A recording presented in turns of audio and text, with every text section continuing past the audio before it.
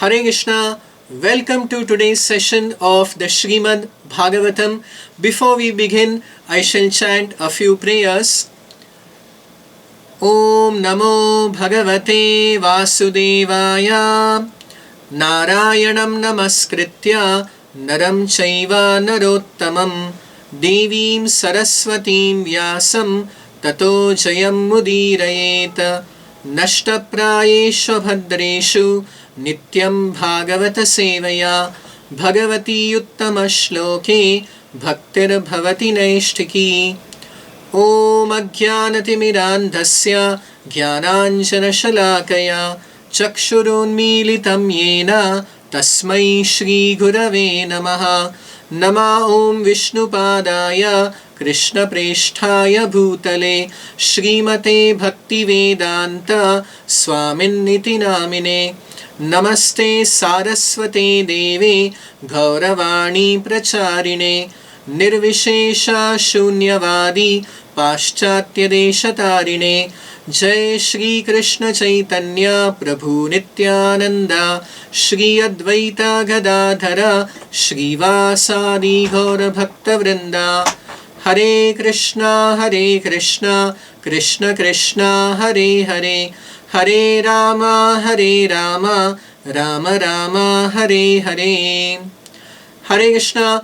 I would like to welcome everyone to today's session on the summary study of the greatest Vedic literature, Srimad Bhagavatam. We have been discussing the first canto of the Srimad Bhagavatam and the wonderful instructions given by the great sage Narada Muni to Veda Vyasa, inspiring him to compose the most sublime and the purely spiritual literature of the Srimad Bhagavatam, which would deal only with the transcendental activities of the Supreme Lord Bhagavan, about his pure devotees and about the divine transcendental activities between the pure devotees and the Supreme Lord in the realm of Bhakti. So Bhagavan, Bhagavata and Bhakti, which would be the sole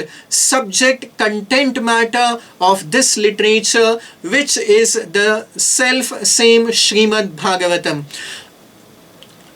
In this connection, Narada Muni has also been narrating the effect, the most wonderful effect of pure devotional service by citing his own previous history, his story in the previous Kalpa or the previous day of Brahma, that of being the son of an ordinary maidservant, but by coming in contact with the great Mahatmas, with the great Bhakti Vedantas, by whose mercy, by whose instruction Narada was elevated to the highest stage of being an eternal associate of the Supreme Lord Shri Krishna.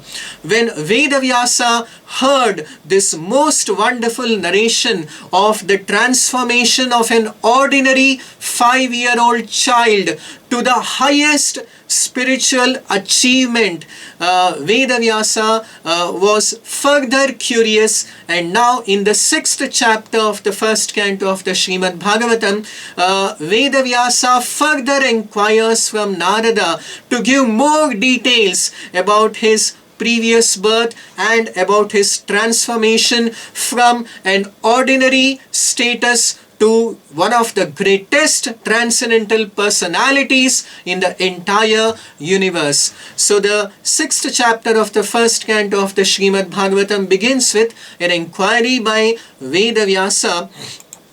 Suta uvacha Evam nishamya bhagavan devagshir janma karma cha bhuyaha paprachatam brahman vyasaha satyavati sutaha.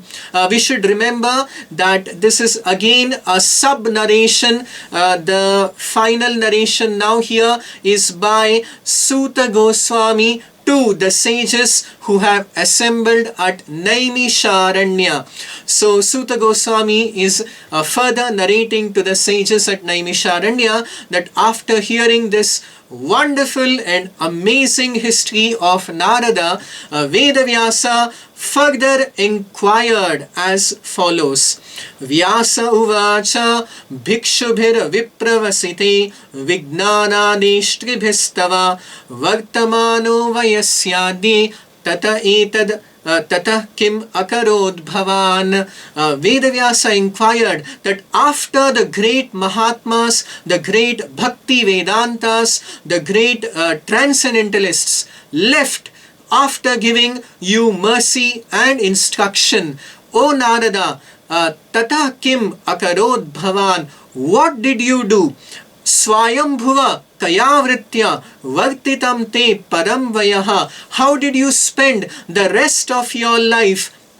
And katham chedam udasrakshihi kale prapte kalevaram. Your previous life as the son of the maidservant, you had an ordinary material body. But how did you advance further on the on your spiritual journey to attain the transcendental divine form of being an eternal associate of the Supreme Lord Shri Krishna? So actually all the eternal associates of the Supreme Lord Shri Krishna have eternal, divine and spiritual forms. This is going to be explained further in this chapter as well, but we should always remember that the Supreme Lord Shri Krishna is Satchidananda Vigraha. His form is completely divine, eternal, full of knowledge and full of bliss, but to the extent of infinity, whereas the forms of the eternal associates of the Supreme Lord and of the eternal inhabitants of the spiritual world of the divine kingdom of God are also Satchidananda Vigraha, but the Jivatmas remain, continue eternally to be Anu Amshas, whereas the Supreme Lord and the avatars and the Amshas of the Supreme Lord are never Anu Amshas, they are Vibhu Amshas, they are Swa Amshas. But both the Supreme Lord is Satchidananda and the Jivatma is also Sat, Chit and Ananda.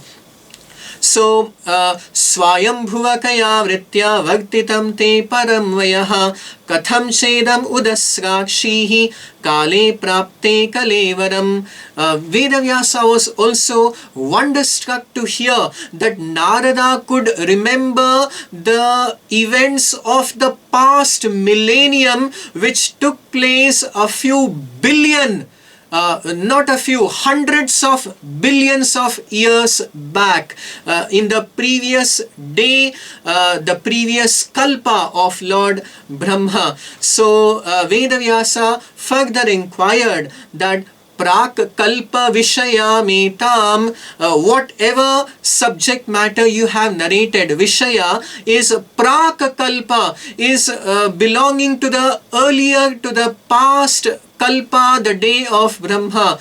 Smritim te Muni Sattama, and you still have the clear memory of the events of the past Kalpa.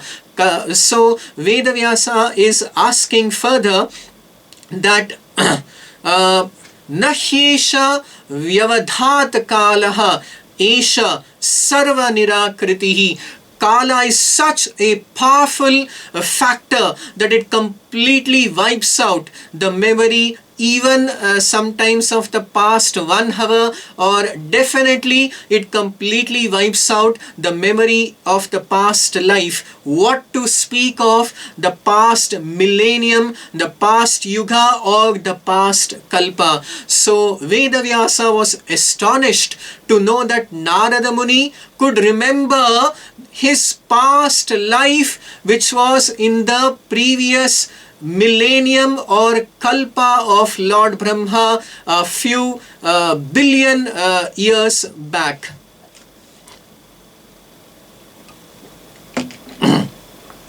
So Vedavyasa inquired from Narada the cause, how he could remember such past events.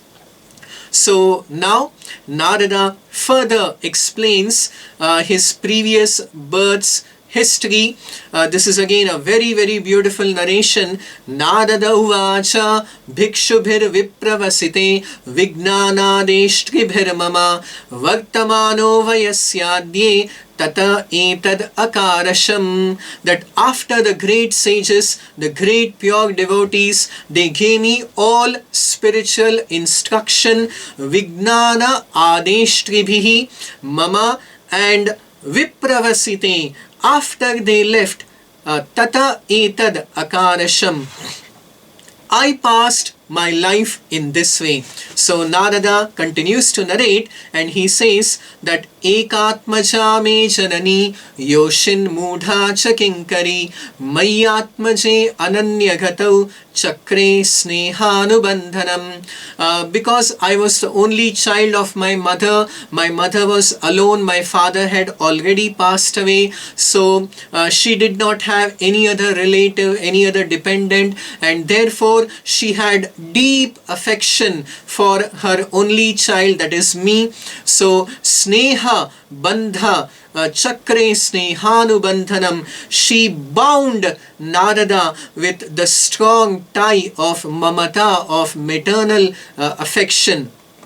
So in this way, as time passed, ekada nirghatam gehan duhantim nishigam pathi.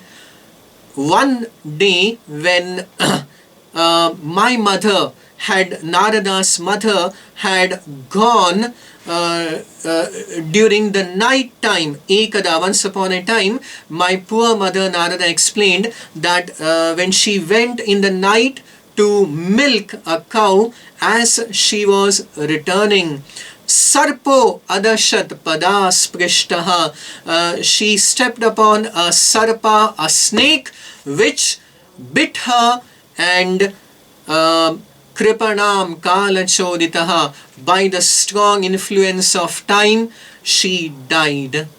So this was the situation of Narada. He was just a small 5-year-old child, a small 5-year-old boy, and for shelter he had only one person, that is his mother. Very recently he had come to the path of spiritual life by the instruction, by the mercy of the great Mahatmas, the great transcendentalists. And suddenly his only shelter, his mother, died. Ordinarily, ordinarily, the common mass of people may think this to be a great travesty, a great injustice done by the Supreme Lord to his new practitioner of spirituality, a new practitioner on the path of devotional service. This may seem to an ordinary perspective to be a great injustice. We find this kind of a reaction or response whenever people face some difficulty, some calamity, any kind of unfavorable situation. They immediately say that God, I have been your devotee, I am your devotee, then why is it that I have to face this calamity, difficulty, misery, suffering, or an unfavorable situation? Especially we find this kind of very emotional and melodramatic presentation in the movies, wherein people go and immediately lay the blame on God, that why did you do this injustice to me? So this is the most immature neophyte approach to spiritual life, to the practice of devotional activities. Actually, the events that take place in our life are according to the fruitive actions, according to the karma that we have performed. The seed of the karma has been laid by none other than ourselves.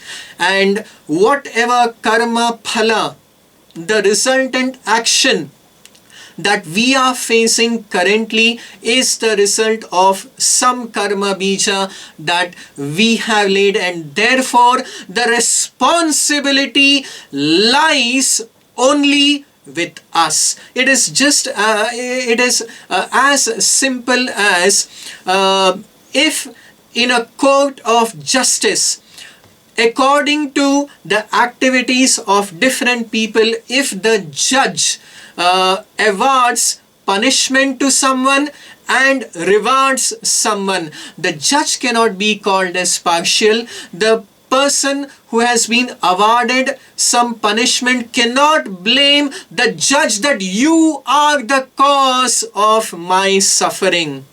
No, the judge is completely impartial, and according to the activities done by each of the individual, he either awards or awards punishment or rewards somebody.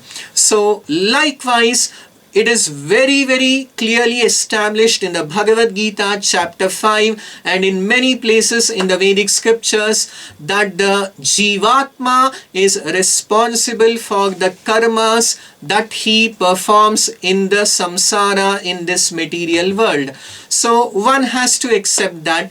In fact, for one who begins, one who is on the path of spiritual life, the fact is that the spiritual activities are like a dam that block the flow of the river of our past karmas. But still, just like a dam cannot completely, does not completely stop the flow of the river, but regulates it and reduces it on the other side. And likewise, whatever adversities and unfavorable situations or calamities are faced by a transcendentalist or spiritualist is actually only a small portion of the actual karma that one had to suffer or face. So that should be the attitude, the right attitude of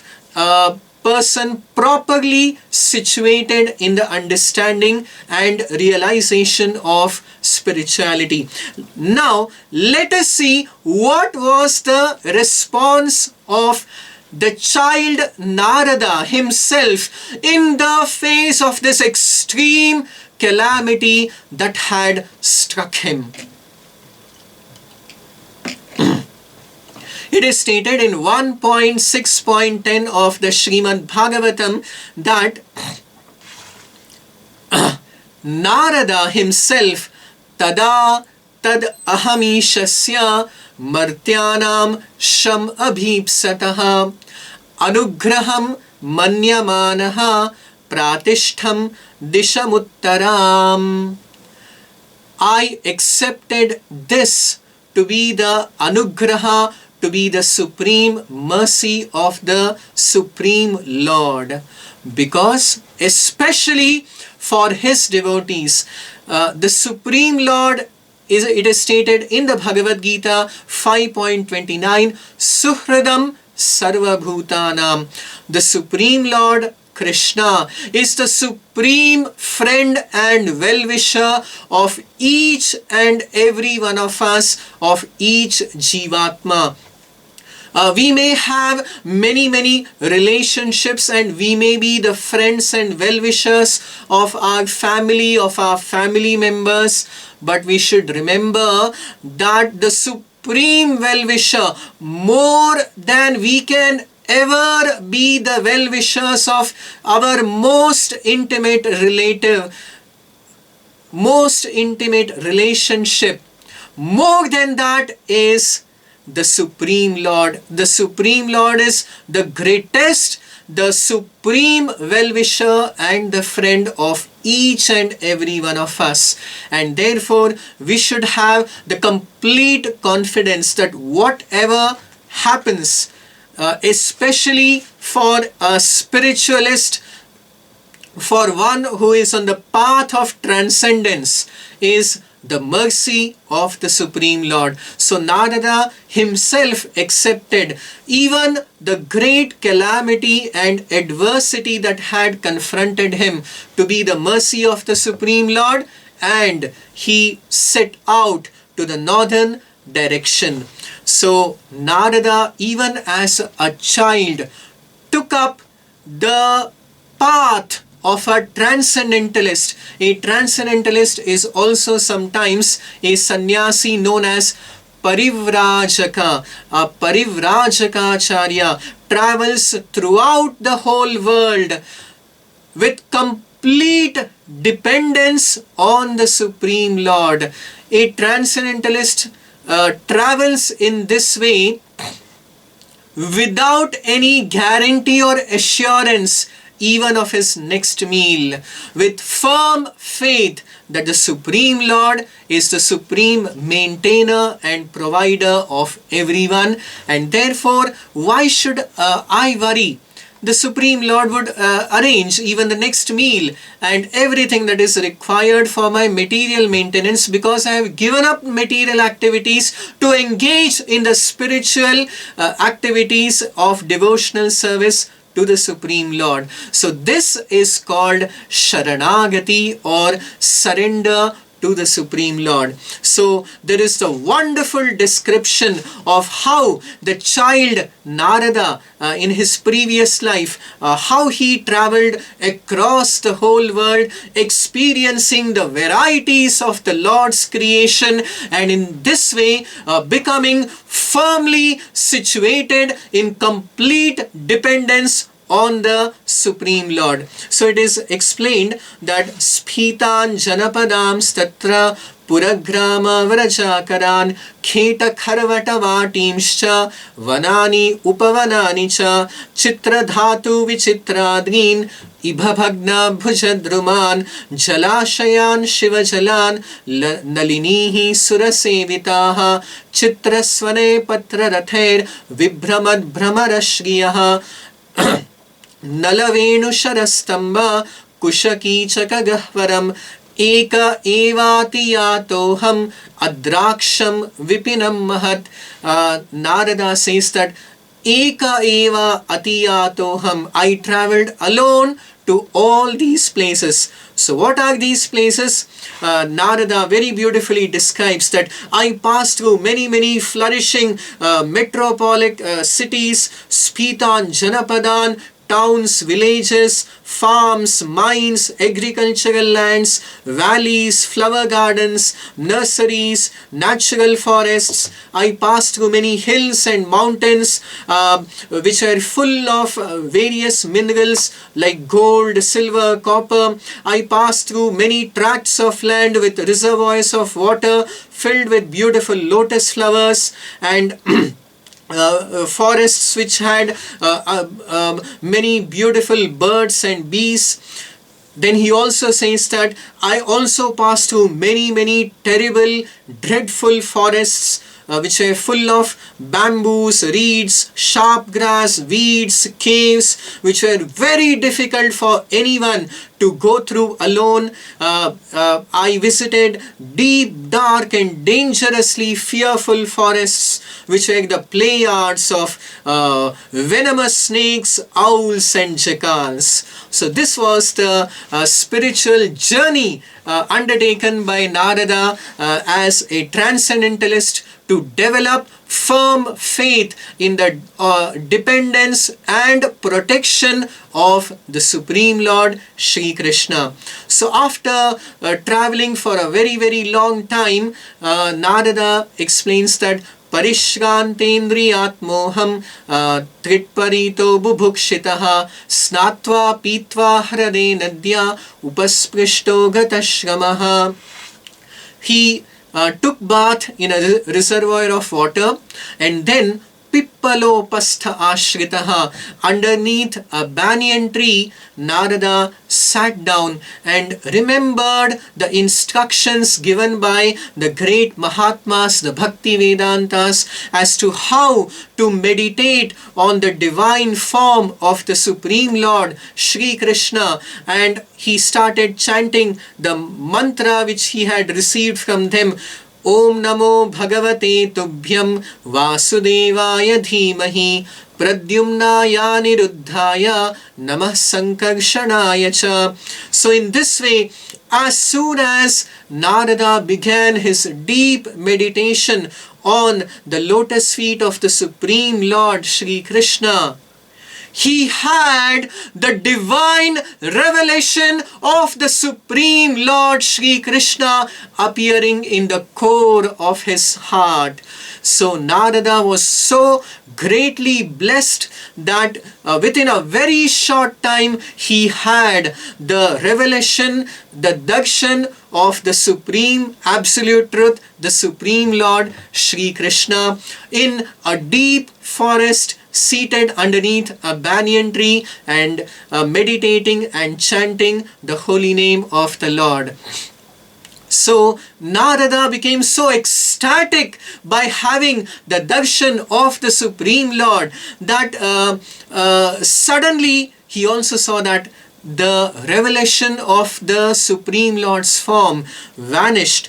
Premati bhara nirbhinna pulakangoti nirvgataha आनंद संप्लवे लीनो न अपश्यम उभयम मुने न अपश्यम. Suddenly the form of the Lord disappeared and Narada became very divinely ecstatic and began looking around and searching everywhere for that supreme beautiful form of the Lord that he had seen, because once one has the direct contact of the Supreme Lord, nothing else in this material world can satisfy that person. One always hankers and aspires for that spiritual connect and association with the Supreme Lord Shri Krishna. One then cannot remain without the Supreme Lord even for a moment, and that kind of situation was now faced by Narada. It is explained that Rupam Bhagavato Yattat Manahkantam Shuchapaham Apashyan Sahasotasthe Vaiklavyad Durmana Iva. The transcendental supreme, the transcendental form of the Supreme Lord completely satisfied all the senses of Narada and his soul. So now Narada was not satisfied, having lost the darshan of the Lord. In order to again have the darshan of the Supreme Lord's form, Narada sat down in meditation. Didrikshus tadaham bhuyaha pranidhaya manohridi vikshamanopi na pashyan avitripta ivaturaha.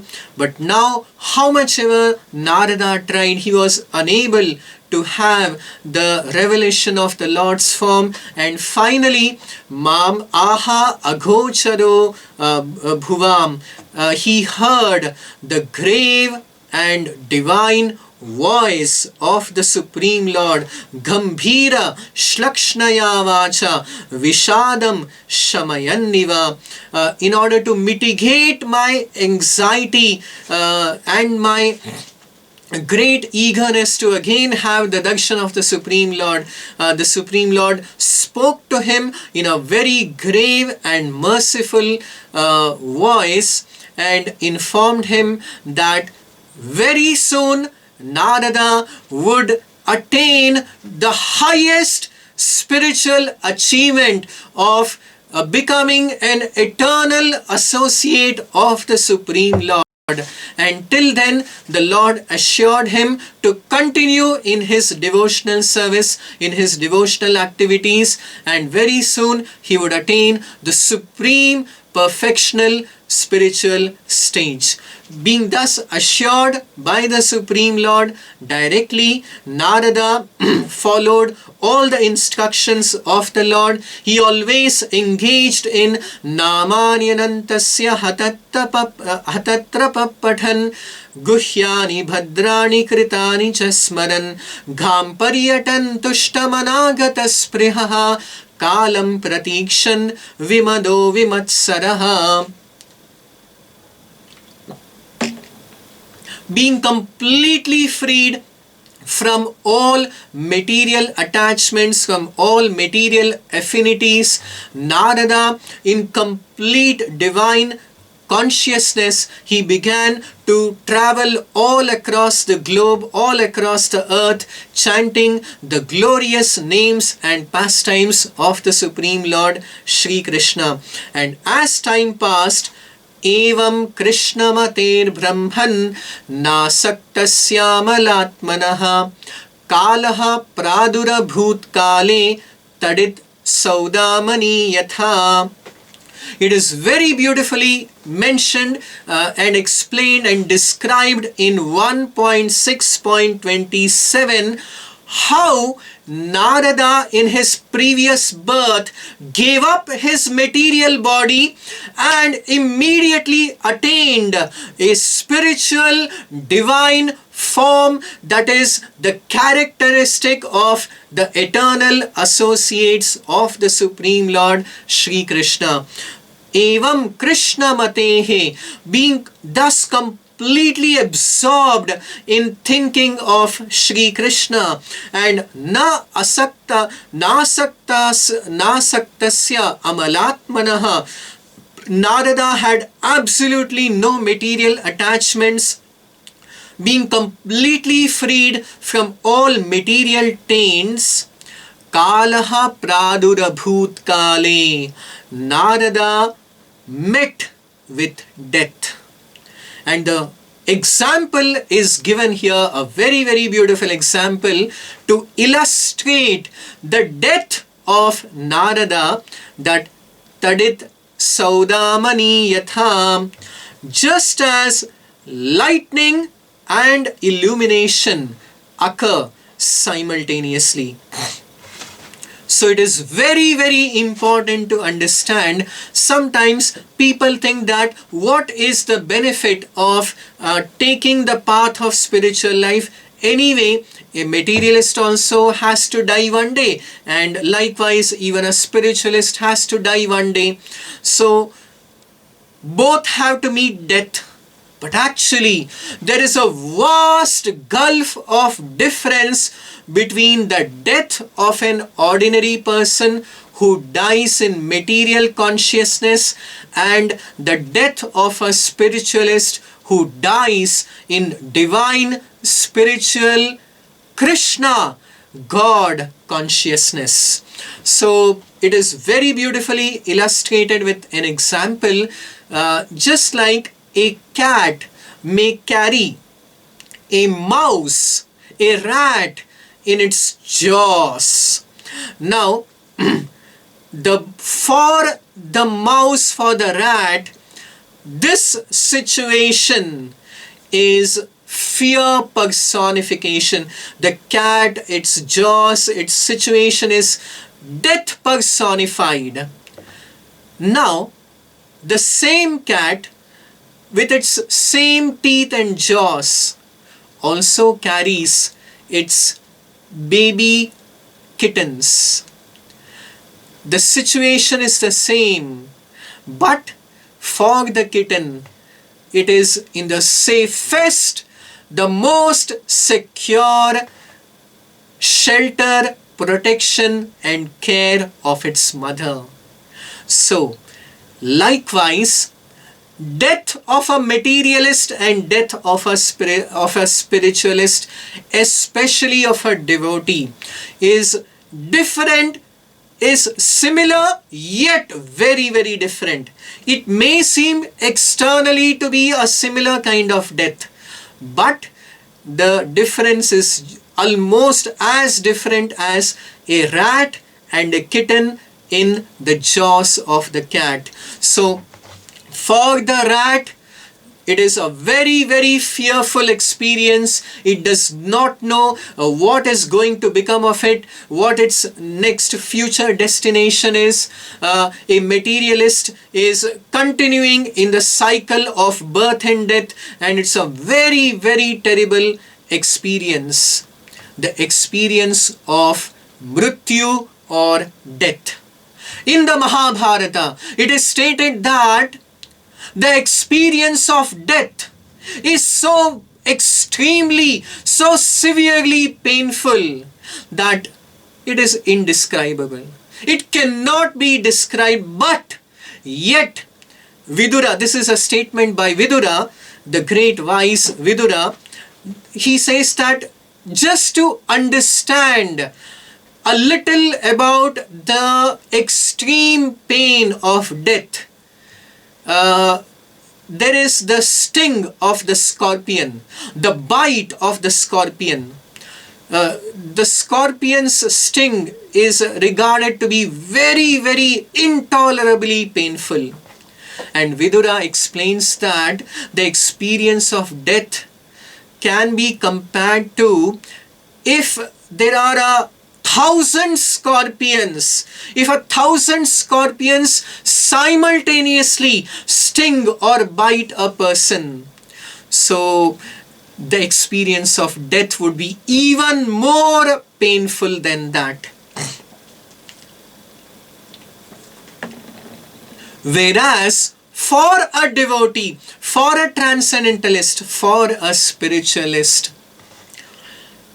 the experience of death is actually the greatest point of transformation, the greatest point of giving up all material connections and attachments and attaining moksha, liberation, to return, to go back home, back to the spiritual world, back to the eternal kingdom of God, as wonderfully explained and described in the direct example of Narada Muni. Narada, it is explained here that Tadit Saudamani Yatha, just as lightning, thunder and lightning occur at the same time, it's just a matter of moments. Likewise, in a matter of a moment, Narada gave up his material body composed of the Panchabhutas, of the five material elements, and immediately he obtained the divine spiritual Satchidananda body, his divine form as Narada. In 1.6.28 it is mentioned that Prayujyamane Maitam Shuddham Bhagavatim Tanum Arabdha Karma Nirvano Nyapatat Pancha Bhautikaha.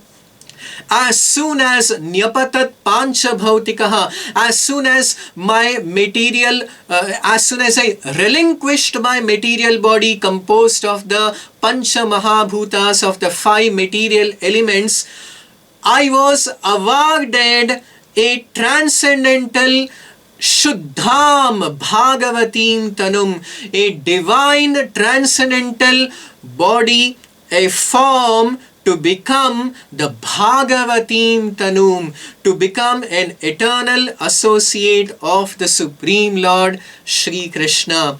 So this is the wonderful description and narration of how Narada in his previous life, he attained the supreme perfection of becoming an eternal divine associate of the Supreme Lord, and after attaining that divine form, Narada explains that Pragayataha Swaviryani Tirthapada Priyashravaha Ahuta iva me shigram darshanam yati chetasi. Narada says that he began to wander all across the universe.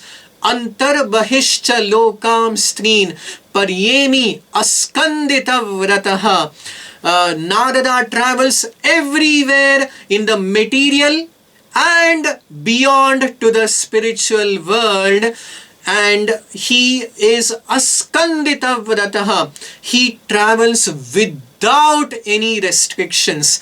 That is the supreme freedom of an eternal, liberated, transcendental spaceman like Narada Muni. He does not require any kind of spaceship to travel. He can travel anywhere by his free will. So that is the supreme freedom of Narada, and he travels across the whole world. And what is his work?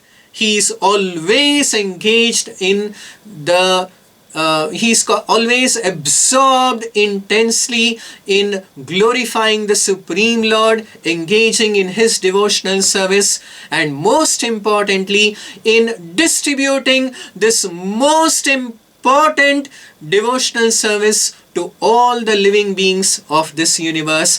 Anyone who comes in contact with the personality of Narada is the greatest, derives the greatest benefit, the greatest spiritual benefit of attaining liberation from this material bondage and getting the pure spiritual devotional service.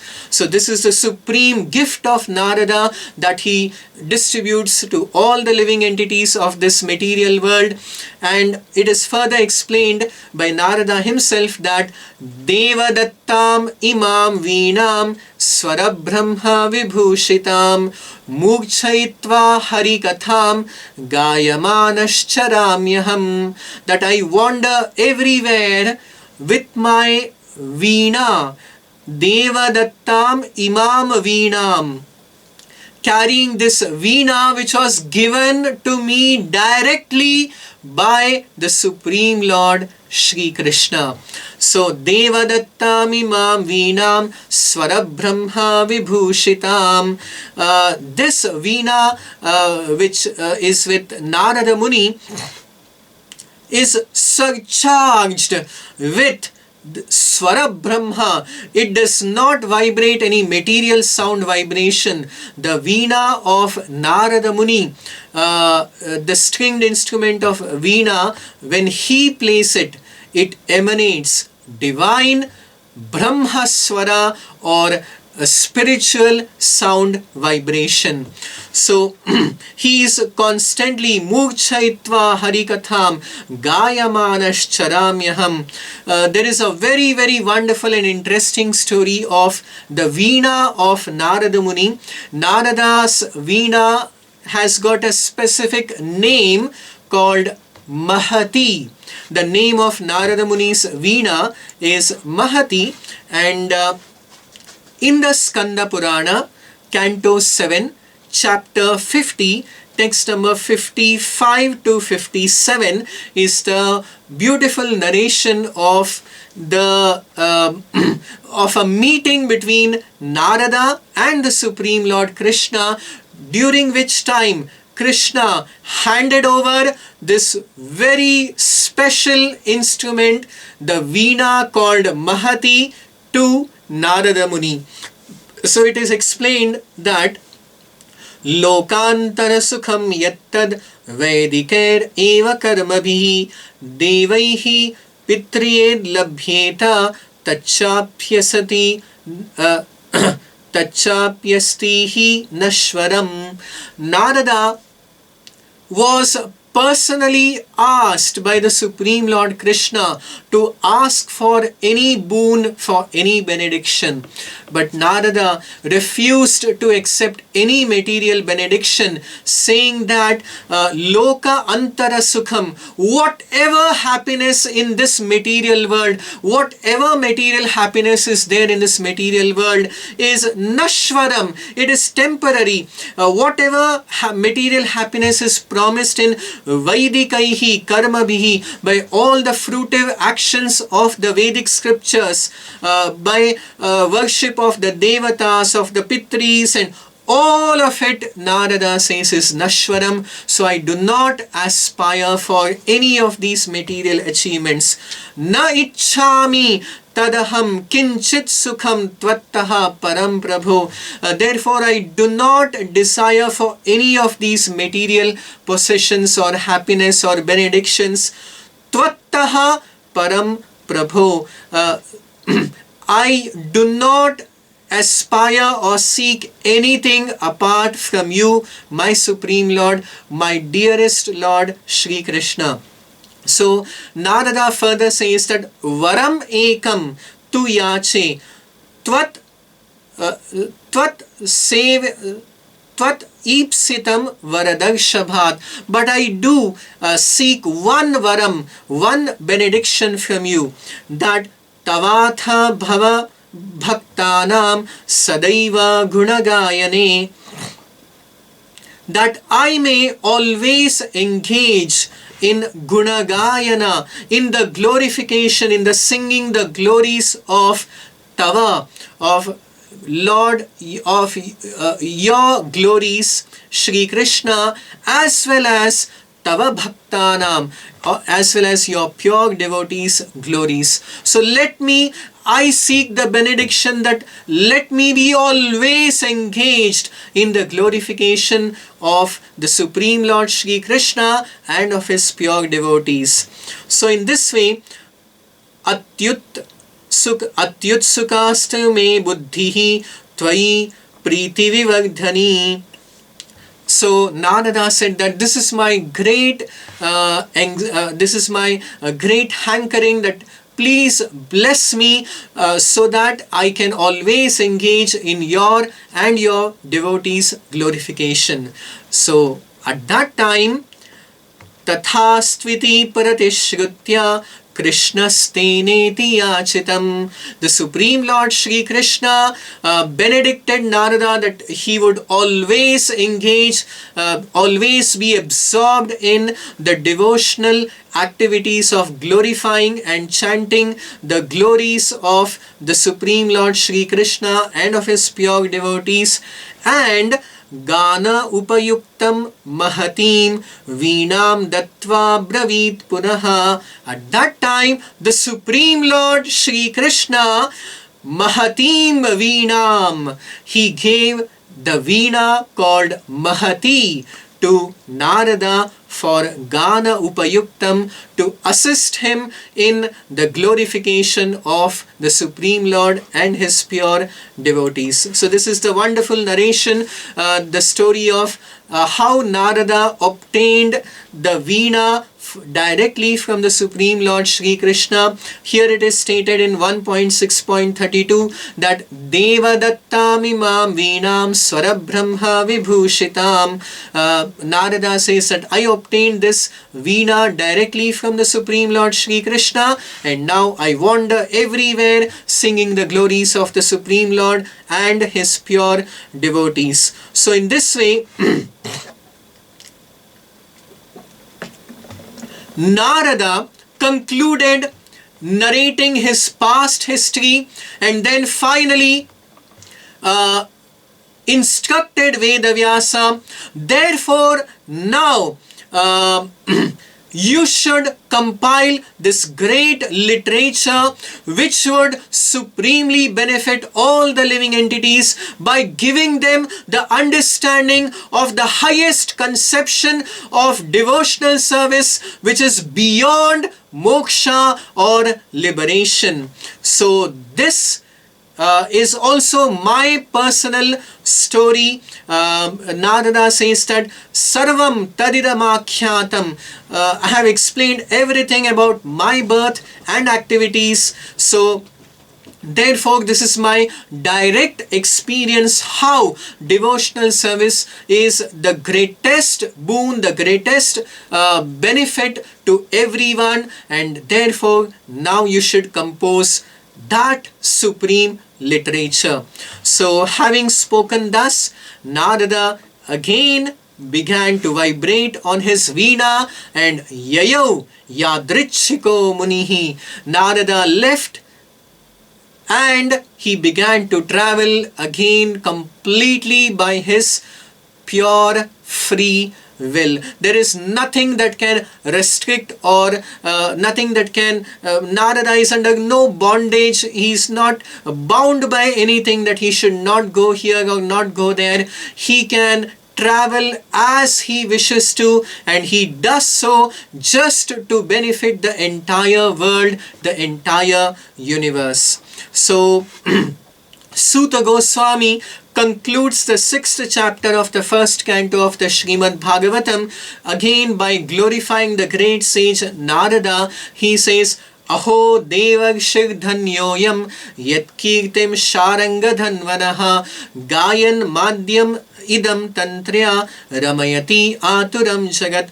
All glory, all success to Srila Narada Muni, because he always engages in the glorification of the Supreme Personality of Godhead Shri Krishna, and by doing so he completely absorbs himself in divine ecstatic spiritual pleasure, and also enlivens, surcharges everyone who comes in contact with him. All the distressed souls of this universe are surcharged, are spiritually enlivened by the divine presence of the great sage Narada.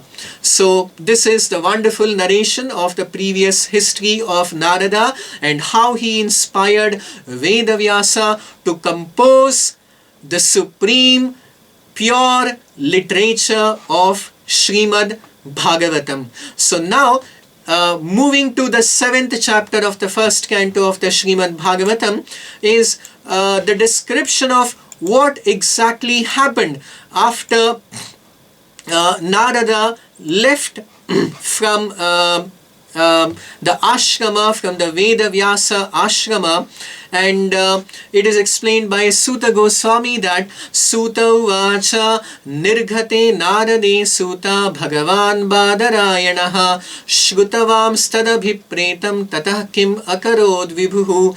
The sages of Naimisharanya inquired from Suta Goswami that after Narada left from Vedavyasa ashrama, what did he do? So now, in reply to this, Suta Goswami very beautifully explains that Brahmanadyam Saraswatyam Ashramaha Paschime Tate Shamya Prasa iti Prokta Rishinam Satravagdhanaha. In the beautiful Vedavyasa ashrama known as Shamya Prasa, situated most beautifully on the western banks of river Saraswati, Tasmin Sva Ashrame Vyaso Badari Shandamandite Asinopaupasprisya Pranidadhyau Manasvayam. Vedavyasa immediately began to follow the instructions given by his spiritual master Narada, and he absorbed himself in deep contemplation of the Supreme Lord, and very soon Bhakti Yogena Manasi Samyak Pranihite Male Apashyat Purusham Purnam Mayam Cha Tadapashkayam. Vedavyasa very soon had the divine revelation of Apashyat Purusham Purnam, the Purna Purusha, the Supreme Personality of Godhead, Shri Krishna, and he also saw how Maya was hiding behind the Supreme Lord. Maya, the illusory energy, the illusory potency of the Supreme Lord Krishna, can never dare to come in front of him. It is always behind him. Just like the shadow is always behind the light. The shadow technically can never come in front of the light. So, likewise, Maya, the illusory energy, is always behind the Supreme Lord. So now Vedavyasa realized the complete truth, the complete supreme absolute truth of the Supreme Lord of his illusory energy, and how all the jivatmas in samsara, in the material world, were under the clutches of maya, of the illusory energy. So in order to provide the supreme benefit, to make the living entities under the clutches of Maya to come to the shelter of the Supreme Lord Shri Krishna by the process of devotional service. Chakre Satvata Samhitam, Vedavyasa then composed the supreme literature of Srimad Bhagavatam. Yasyam vai shruyamanayam Krishne Paramapurushe Bhaktirutpadyate Pumsaha Shokamoha Bhayapaha. Just by hearing the message of the Srimad Bhagavatam, one can develop, one can surpass immediately all the stages and levels of dharma, artha, kama, even moksha, and come to the stage of pure divine transcendental bhakti of the jivatma to the Supreme Lord Shri Krishna. Yasyam vai shruyamanayam Krishne Paramapurushe Bhaktir Utpadyate Pumsaha Shoka Moha Bhayapaha. One immediately becomes free from all material lamentation, illusion and fear. There are three great dangers which are Shoka, Moha and Bhaya. So one becomes completely free from all this and becomes situated in the pure devotional service of the Supreme Lord just by hearing the transcendental narration of Srimad Bhagavatam. Yasyam vai shruyamanayam.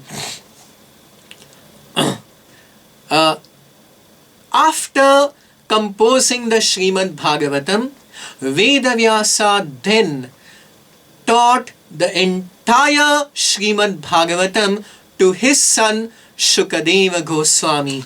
So this I had already narrated in a few sessions earlier, how Vedavyasa finally caught up with his son Shukadeva Goswami, and how Shukadeva was attracted to the message of the Srimad Bhagavatam, and in this way Sasamhitam Bhagavatim Kritva Nukramya Cha Atmajam Shukam Adhyapayamasa Nivritti Niratam Munihi. The great sage Vyasadeva, after compiling the Srimad Bhagavatam, he taught it first to his own son Shukadeva Goswami, who was already Nivritti Nirataha, who was already a self-realized soul, who had already attained Atma Sakshatkara right from his birth. So hearing that, again the sages of Naimisharanya, headed by Shaunaka Rishi, asked the question that Savai Nivritti Nirataha Sarvatropekshako Munihi Kasyava Brihati Metam Atma Ramaha Samabhyasat. Shaunaka Rishi has used this very, very important word called Atma Rama. That although Shukadeva Goswami was an Atma Rama, one who had attained Atma Sakshatkara, self-realization, and after Atma Sakshatkara comes the stage of Atma Rama, or one who is completely satisfied in the soul, in the self.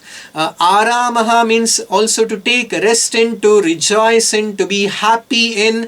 And an Atma Rama is a person who derives pleasure, happiness, one who takes recourse and rest only in the Atma and not in any other external material thing. So Shukadeva Goswami was an Atma Rama. So why did he take up the study of Srimad Bhagavatam is the question asked by the sages of Naimisharanya.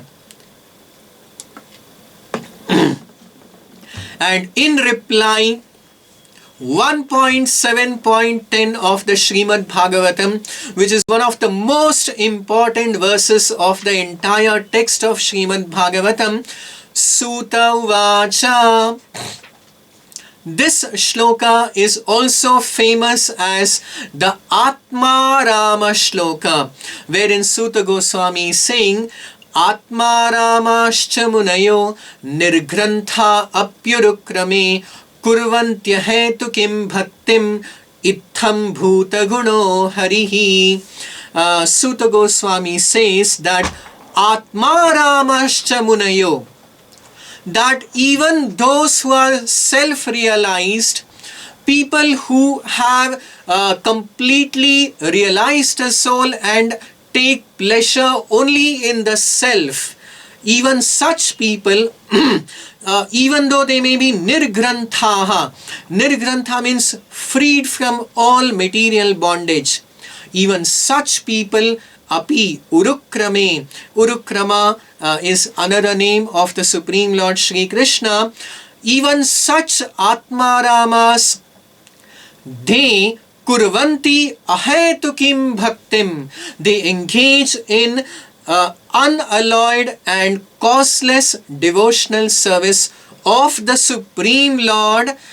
Itham bhuta guno harihi, such are the divine, transcendental, spiritual qualities of Hari, of the Supreme Lord Shri Krishna. This is actually the most definitive and conclusive revelation of the Supreme Lord, of the Supreme Absolute Truth. Sometimes people say that the Supreme Absolute Truth is Nirguna, but here it is stated that even a person who has surpassed the three gunas, has become Gunatita, come to the stage of Nirguna, he is attracted and he renders pure devotional service to the Supreme Lord Hari, and such are Itham Bhuta Guno Harihi, such are the divine guna or qualities of the Supreme Lord Shri Hari. So how then Shri Hari, the Supreme Absolute Truth, can have any material guna? It is not possible. This Atma Rama shloka was explained by Sri Chaitanya Mahaprabhu to Sanatana Goswami as well as to Sarvabhauma Bhattacharya in 64 different ways. One shloka with 64 different meanings, but all of them coming to the same conclusion that in all circumstances, the highest thing both for the materialist and the spiritualist at all stages, the highest level is Kurvanti ahetukim bhaktim itham bhuta guno hari, to render pure devotional service, bhakti to the Supreme Lord Shri Hari. So the supremacy of the path of bhakti is revealed in this Atma Rama shloka. I shall very quickly try to explain the 64 different meanings given by Sri Chaitanya Mahaprabhu of this one shloka, the Atma Rama shloka. There are 11 words in this shloka. Number one, Atma Rama. Second one, Munayaha. The third one, Nirgrantha. The fourth one, Api. The fifth one, Cha. Sixth is Urukrama. Seventh is Kurvanti. Eighth is Ahetukim. Ninth is Bhaktim. And the 10th is Itham Bhuta Gunaha. And the 11th factor in this shloka is Harihi. Now, from the first one, Atma Rama, according to the Vishwa Prakasha, which is a Sanskrit dictionary, the word Atma Rama has got 7 meanings, 7 synonyms, which are Brahman or Absolute Truth, body, mind, endeavor, endurance, intelligence, and personal habits. The second factor, which is Munayaha, is defined, also has got 7 meanings, which are thoughtful. Muni has got 7 synonyms: thoughtful, grave and silent, ascetic, persistent, mendicant, sage, and saint. The word Nirgrantha conveys four meanings, which are: one who is liberated from all material nescience. The second meaning of Nirgrantha is one who has no connection with the spiritual injunctions. And the third is one who is a capitalist or a businessman. And the fourth is Nirgrantha also means one who is penniless.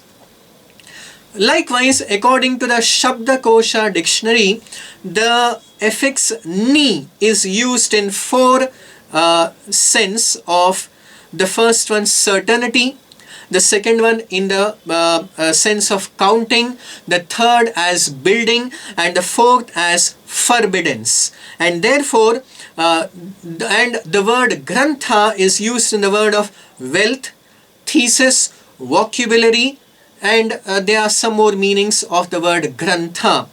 The next word, which is urukrama, means one whose activities are glorious, and krama means step, and urukrama refers to the Lord's incarnation as Vamana, taking the wonderful superhuman steps to cover the entire universe.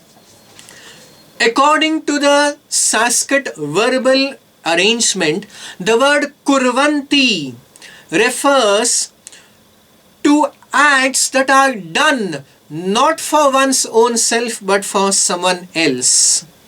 And therefore, even Atma Ramas perform devotional service not for any personal interest but for the supreme pleasure of the Supreme Lord Urukrama, Lord Sri Hari. The next word hetu means cause. Kurvanti ahetukim.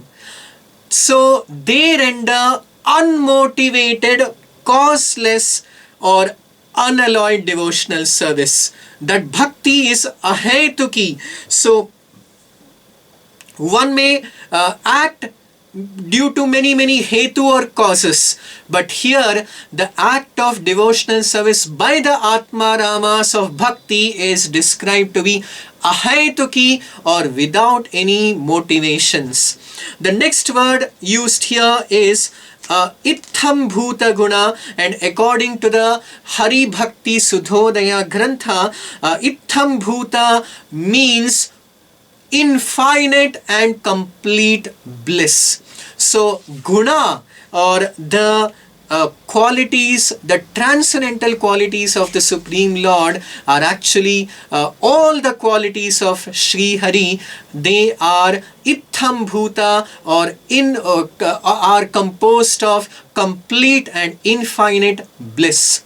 And the final word Harihi conveys many meanings, but the main important meaning of Hari is that the Supreme Lord vanquishes everything that is inauspicious and takes away. Hari means to take away, so the Supreme Lord takes away everything that is inauspicious, which is an impediment on the path of a devotee, and finally he takes away the mind and heart and soul of the devotee. So he is the Hari means also thief.